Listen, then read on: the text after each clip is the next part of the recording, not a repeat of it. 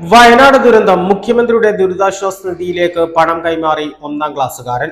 പിതാവ് വിദേശത്ത് നിന്ന് വരുമ്പോൾ ഗിഫ്റ്റ് നൽകാൻ വേണ്ടി സ്വരൂപിച്ച പണമാണ് മുഖ്യമന്ത്രിയുടെ ദുരിതാശ്വാസ നിധിയിലേക്ക് ഒന്നാം ക്ലാസ്സുകാരൻ കൈമാറിയത്. നിലമ്പൂർ വടപ്പുറത്തു നിന്നുമാണ് വയനാട് ജനതയെ ചേർത്ത് പിടിക്കാനുള്ള സഹായത്തിൽ കൈത്താങ്ങുമായി ഒന്നാം ക്ലാസ്സുകാരൻ എത്തിയത്.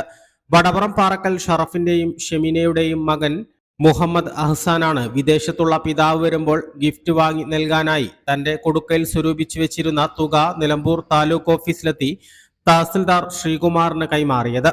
വയനാടിന്റെ ദുരന്തം ടിവിയിലൂടെ കാണുകയും കുട്ടികൾ ഉൾപ്പെടെ ദുരിതാശ്വാസ നിധിയിലേക്ക് പണം കൈമാറുന്നതും കണ്ടാണ് കുട്ടി മാതാവിനോട് തന്റെ കൊടുക്കയിലെ പണം മുഖ്യമന്ത്രിയുടെ ദുരിതാശ്വാസ നിധിയിലേക്ക് നൽകാനുള്ള ആഗ്രഹം പ്രകടിപ്പിച്ചത്.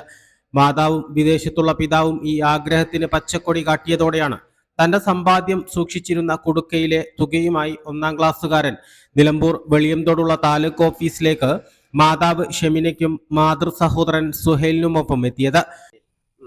ഞാൻ കൊറേ കാലായി കുട്ടിയില് ഗിഫ്റ്റ് അങ്ങനെ പൈസ ഇട്ട് വെച്ചിട്ട് അത് വയനാട്ടിലെ ആൾക്കാർക്ക് സഹായിക്കാൻ കൊടുത്തു. ഉള്ളു പൊട്ടലൊക്കെ കണ്ടിട്ട് എത്ര പൈസ കൊറേ ഉണ്ട്.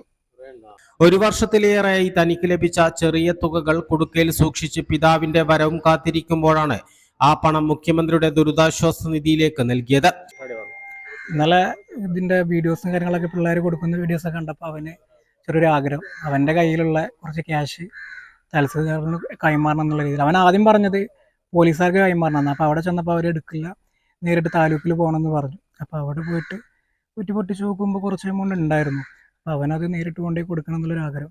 അങ്ങനെ നേരിട്ട് കൊണ്ടുപോയി കൊടുത്തതായിരുന്നു. നല്ല വയനാടിനെ ചേർത്ത് പിടിക്കുന്ന മലപ്പുറത്തിന്റെ സ്നേഹം കൂടിയാണ് ഈ ഒന്നാം ക്ലാസ്സുകാരൻ തന്റെ കൊടുക്കയിലെ പണം മുഴുവൻ നൽകി പ്രകടിപ്പിച്ചിരിക്കുന്നത്. A+ vision news, Nilambur.